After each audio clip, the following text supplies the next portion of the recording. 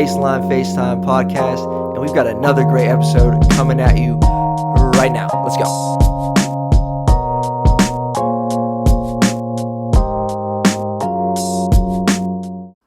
Welcome in, everybody, to the Baseline Facetime Podcast. I am your host, Troy Van Camp, and we've got a great episode planned today, episode 32 of the pod, actually, and man, it's getting actually a little late here on the East Coast. Recording now about 1 a.m. February, 19th, because I wanted to wrap up the Lakers and Nets game that finished over on the West Coast about 20-30 minutes ago. And so recording right now, wanted to get that game in before this week's episode, just so I can talk about that one. Obviously a big heavyweight battle going down in LA that just wrapped up with the Brooklyn Nets victorious over the Los Angeles Lakers. Of course, there was no Anthony Davis in that one. There was also no Kevin Durant with a hamstring injury that has had him sidelined for a couple games now. But the Nets were victorious in that one in Los Angeles, 109-98. And quite frankly, it really wasn't that close. And so just a little brief breakdown of the heavyweight battle for you. So the Nets ended up with a 16-point lead to end the third quarter. They were up 90-74. I think by that point they had made, I want to say 14 threes, something pretty crazy to that point. And then they come out the gates of the fourth quarter and really just put the game away. They started the fourth quarter on a 9-0 run. So, they went from being up 16 to being up 25. And that was pretty much the ball game. I believe they hit 3 threes to open up the scoring of the fourth. They finished the game making 18 three balls in that one. Some hot shooting from Joe Harris, 6 of 7 from beyond the arc. And TLC, or Timothé Luwawu-Cabarrot. And the only reason I can pronounce that so well is, I think accurately at least, is because he was on the Sixers not too long ago. But TLC poured in 5 threes of his own. Kind of some role players. They didn't take, 30-point nights from anyone on the Nets to get this done. LeBron finished with 32, 8, and 7. Harden had 23 points, 11 assists, 5 boards. I think Kyrie had around 15, 16 in this one. This is the Nets' 5th straight win, which is significant. Obviously, their longest streak in this new era of the Big Three that they have featured in Brooklyn. But again, an 11-point victory for the Brooklyn Nets out in Los Angeles. And again, it really wasn't that close. Again, well over a 20-point lead. Into the fourth, LeBron came out with about 3-4 minutes to play. Again, a 32-point night for LeBron out there without Anthony Davis. And that was kind of the story, if you will. It was kind of LeBron and not much else for the Los Angeles Lakers. Kuz kind of came out the gate hot. I think he had 16. But that was it. No Dennis Schroeder in this one as well, due to, I think, COVID protocols that he was dealing with. LeBron ended up getting and eclipsing that 35,000-point mark in this one. So quite another accolade, another accomplishment for LeBron James. He's only the 3rd player to reach the 35,000-point mark. Joining Kareem Abdul-Jabbar, who is the NBA's all-time leading scorer, followed by Karl Malone. And while LeBron is the 3rd to join that list, he is the only one on this next list. He's the only player in NBA history with 35,000 points, 9,000 assists, and 9,000 rebounds. What else can you say? And I kind of found myself watching this game tonight, watching LeBron do what LeBron does best, and just kind of smiling. Like, I had a smile on my face just watching this game because he's been doing this for so long. And so all credit to him. 35,000 points, 9,000 assists, 9,000 rebounds. Literally LeBron James is in a league of his own, being the only player in NBA history to have at least those numbers. Again, a losing effort for the Los Angeles Lakers. Another stat that I want to talk about as we just camp out on those two teams for a moment before we get into some other NBA news and notes. This one wasn't that close, like I mentioned. I think they had a quick question for Frank Vogel heading into the fourth quarter. Okay, how can you get back in this with the Lakers? And he said, well, someone else has to step up, and that was kind of the summary of the night. LeBron was playing well, not a whole lot else going on for the Los Angeles Lakers. But let's talk about the other side of the basketball for a second. So we know Kevin Durant was out in this one, James Harden and Kyrie Irving. Obviously, those two been in the news lately, not only for joining forces, but for what Kyrie has been quoted as saying, as telling James Harden to be the point guard on this team, and that Kyrie will be the shooting guard. I don't know what you make of that. They're both going to have the ball in their hands a tremendous amount, along with Kevin Durant. But just something interesting that happened or transpired over this last week. Kyrie telling James Harden to be the point guard. Again, whatever. That's kind of my thoughts on that. But James Harden is having a career year in many, many categories, or a career year since joining the Brooklyn Nets, rather. So let's listen to these numbers real quick. And again, it's a small sample size, but if you were to keep these up, these would all be career highs for James Harden. James Harden right now with the Brooklyn Nets is averaging 11.8 assists per game. He's averaging almost 8.5 rebounds per game. He's shooting over 50% from the field while shooting 40% from three. And his free throw is up over 90%. Every single one of those statistics would be a career high for James Harden. So he's fitting in nicely, to say the least, with the Brooklyn Nets in terms of his own numbers. Points per game down a little bit, and that just, of course, is going to happen when you play with Kyrie Irving and Kevin Durant. These three, the big three in Brooklyn, have only played 6 games together. So they're still trying to figure it out, trying to figure out how they can all get on the same court at the same time. And they're going to make that happen. And, I mean, the Brooklyn, those 3 guys, I said it when the trade went down, that's a scary thing. Those are 3 of the most talented, offensively gifted scorers that the game has ever seen. Arguably the 3 greatest, like literally just how uniquely gifted they are in ISO situations and things like that.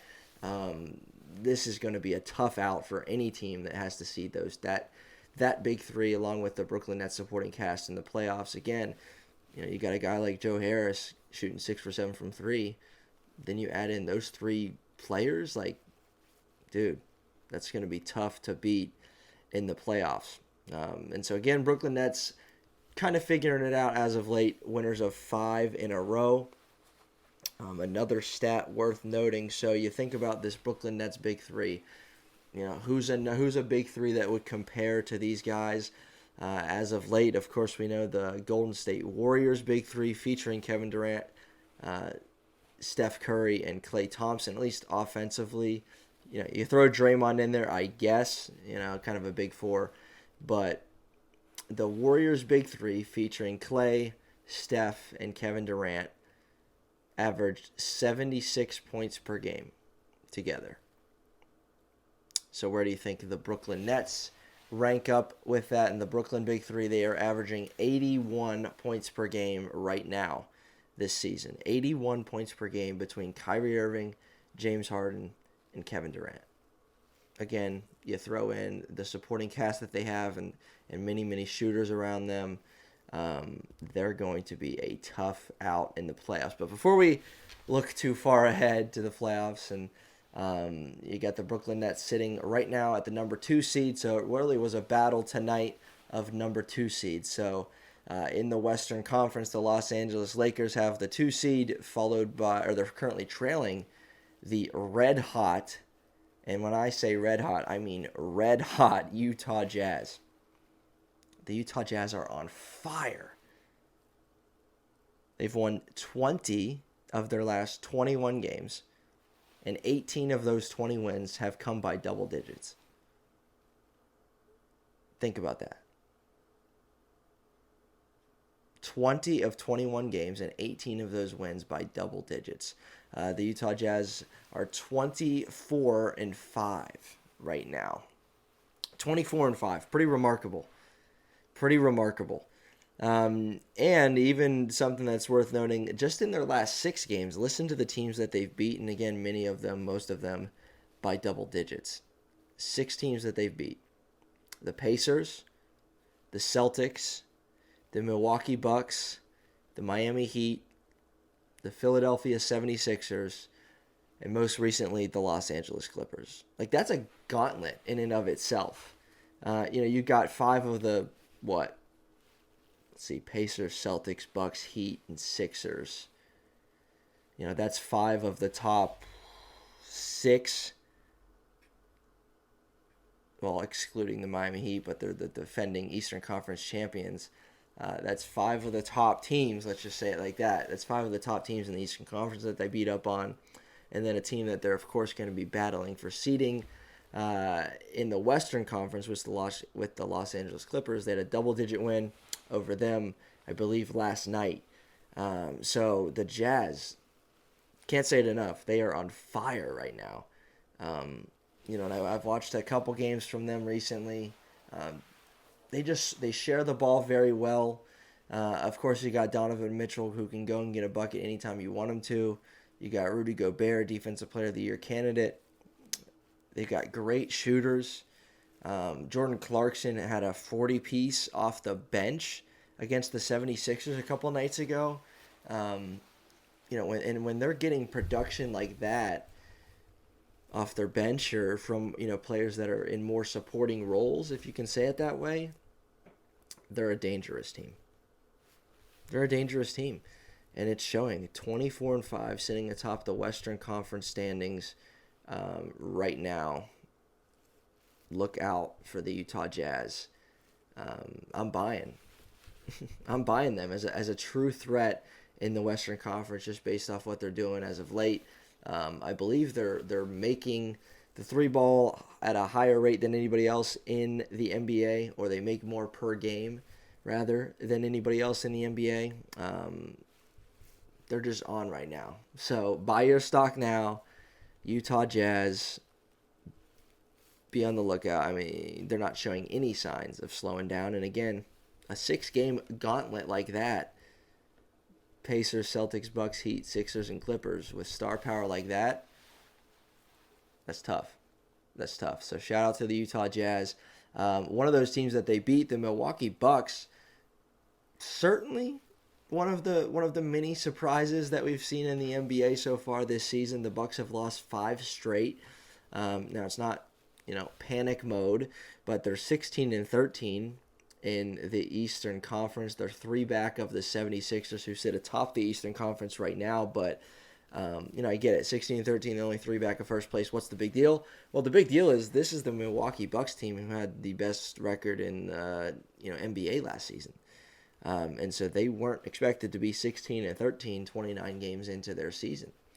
I think they're expecting to be a little bit better than that, and not expecting to have a 5-game skid like they're on right now. So we'll see if the Milwaukee Bucks can turn it around. Again, Milwaukee fans, I don't think it's time to hit the panic button, but just something that's worth noting, certainly, in terms of what's going on in the Eastern Conference right now.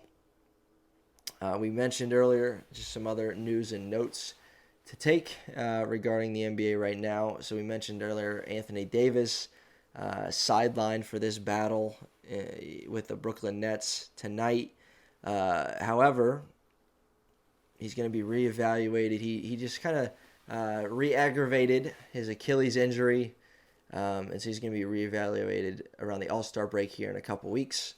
So be aware of that. AD should be back sooner rather than later, so that's a good thing for the NBA that he'll be back. And good thing for LeBron, so he doesn't have to do it all himself in year 18 here in the NBA for LeBron James. Julius Randle, I want to give a shout out to him. We've shouted him out before on the pod. He's been featured in our buying or selling segment a couple times. And so a shout out to Julius Randle. Now listen to these numbers. Okay, this is wild. This is wild. And he's on a New York Knicks team that's battling, sitting around 500 in the standings right now. They currently have the 7th seed at 14 and 16, so they're sitting around 500. But they're only a game and a half back of 4th place in the Eastern Conference. So it's a log jam still there out in the Eastern Conference. And as of right now, again, there's plenty of time to go. It does right now look for a 3-dog race, at least in the Eastern Conference standings. They got the 76ers, the Nets, and the Bucks. Pacers only a game back of the Bucks, but you don't see that happening. At least I don't. I think it's going to be a three-dog race between the Sixers, Nets, and Bucks for first place in the Eastern Conference. The rest of that seeding will be very, very interesting, intriguing to watch. But again, back to Julius Randle. The New York Knicks sit at 14 and 16. Listen to these numbers from Julius Randle. He's currently averaging more points per game. So we're gonna put it in perspective in all these stats. More points per game than Anthony Davis. He's around 23 a game.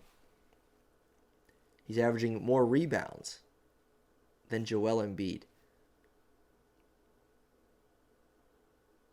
Lastly, he's shooting a better percentage from three-point land than Damian Lillard. Think about that. Julius Randle. Julius Randle, all-star starter snub. We'll see if he makes his way in. I don't even know what he finished with the fan voting or anything. Obviously, that was finalized earlier today, actually, with the all-star starters in the Eastern Conference and Western Conference. But Julius Randle is averaging about 23 a game, I think 12 or 13 rebounds a game, and shooting around 40% from 3 this season.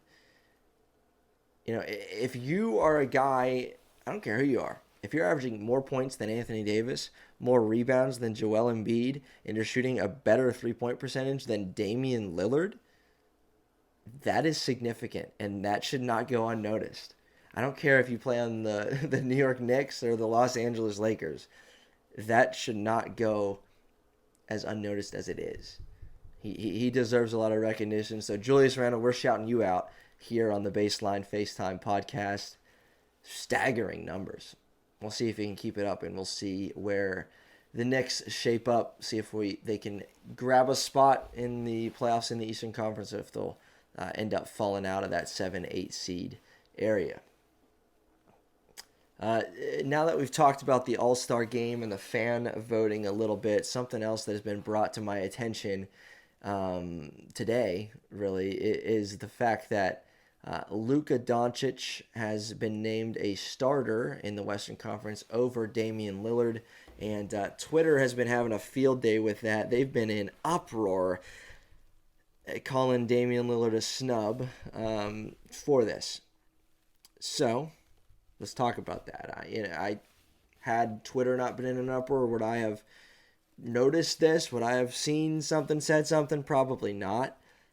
But now that it's been brought to my attention, I want to talk about it for a second. So Luka Doncic this year, not having a down year by any means. He's averaging 29 a game with 9 boards and 9 assists. Let's just say that's pretty good, right? Like, how can someone that's averaging 29, 9, and 9 not be seen as deserving to be an all-star starter?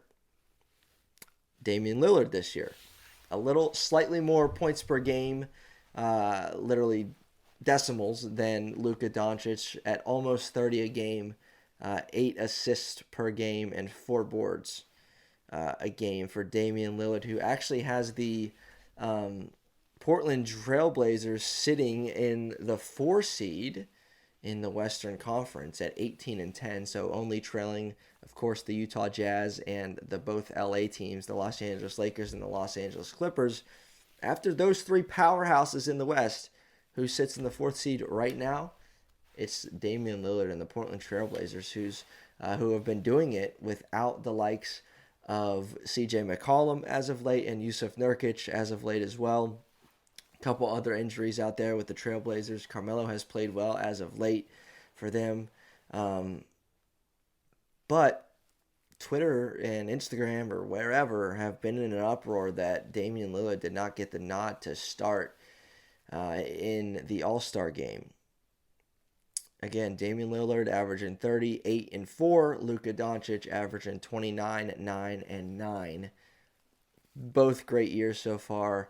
But I think that the reason for the uproar is because of where Damian Lillard has his team sitting right now at 18 and 10, 4th in the Western Conference, while Luka and the Dallas Mavericks currently sit at 13 and 15 on the outside, looking in on that playoff picture in the West at 13 and 15. So obviously your record should go into it.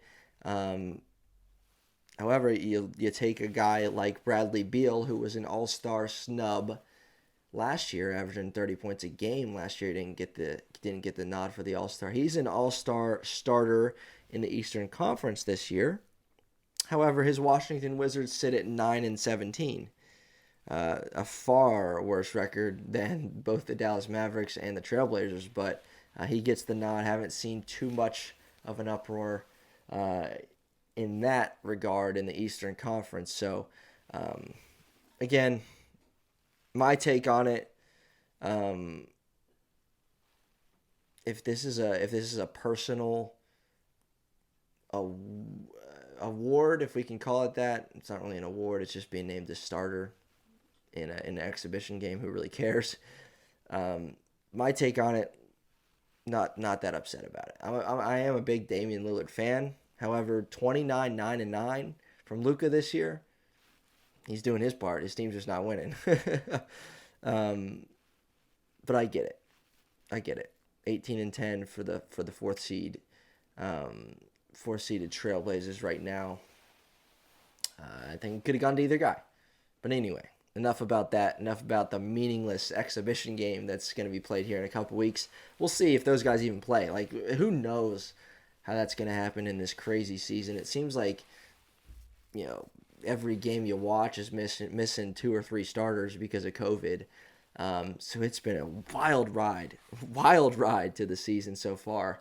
And I'm sure it will continue to play out that way. But it's time for one more segment on the pod this evening, and that is our Baseline Baller of the Week. And there's quite a few candidates this week. It was a little more difficult to pick. You look at a guy like Jordan Clarkson, 40-piece off the bench. Shout out to him again. And considering what the Utah Jazz are doing, he's a vital player in that. I believe he's leading the league right now in points per game off the bench is Jordan Clarkson. So shout out to him. However, he's not the Baseline Baller of the Week. This week, our Baseline Baller is Steph Curry. Steph Curry, over his last 8 games, let me read you some numbers. Steph Curry is averaging, over his last 8, 36 points a game, 5 rebounds, and 5 assists a game, while shooting 58% from the field and over 50% from 3. Dude is balling. And you got to feel good for the guy after what he's been through as of late. Last year with some issues and injuries and things, and Steph Curry is absolutely hooping without his other splash bro, Klay Thompson. He's carrying this Warriors team, who currently are 16 and 13 and sit at 7th in the Western Conference. 36 a game, 5 boards, 5 assists over his last 8. Steph Curry, man, you're the Baseline Baller of the Week. So shout out to you for that, man. Keep going. I would love to see the Warriors get in the playoffs and see what Steph can do, see how much noise he can make. The Western Conference, again, we mentioned this on the last episode. If you haven't watched that, go check that out. But Western Conference is a logjam, and it's gonna be a wild ride to see who gets those 6, 7, 8 seeds out there as we again inch closer to All-Star weekend coming up. If you haven't heard, the All-Star game, I believe, is planned to be played. Now I gotta look it up.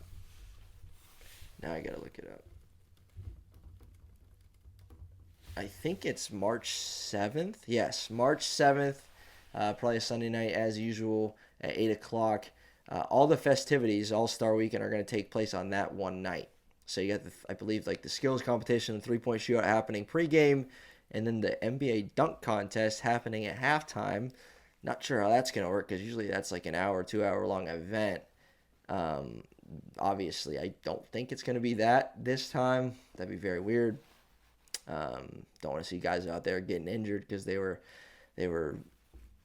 sitting ice cold for an hour and a half waiting on someone to dunk. But we'll see. March 7th coming up. All-Star Weekend. We'll see. It's now, again, Friday, February 19th. Early morning. All right. So that's all that we've got for this episode 32 of the Baseline Facetime Podcast. Again, my name is Troy. And I am your host. We release episodes. We try to at least once a week, sometimes 2 a week if we're feeling good about it.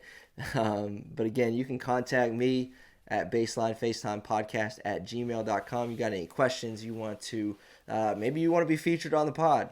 I'm down for it. All right. So send me an email. Let me know, and we'll make something happen. You can find us on Instagram. Sometimes we release stuff, let you know when episodes are airing. So Baseline Facetime Podcast on Instagram. Wherever you're listening, we're available on a lot of platforms. Apple Podcasts, Spotify, Google Podcasts, Pocket Cast. If you want to watch the show, you can watch it on YouTube. You might see, if you're watching right now, I got my Pirates hat on as pitchers and catchers have reported for spring training. Baseball is coming up too. I know we're a basketball pod, but, baseball's coming. That's exciting. Hopefully some warm weather's coming. It's cold here on Long Island, New York. It's been snowing, and not a big fan of the snow, but, whatever. Again, this is the Baseline FaceTime Podcast. If this is your first time tuning in and you liked it, hit that subscribe button. Be sure to tune into more episodes. That's it. I'm out. Have a good one.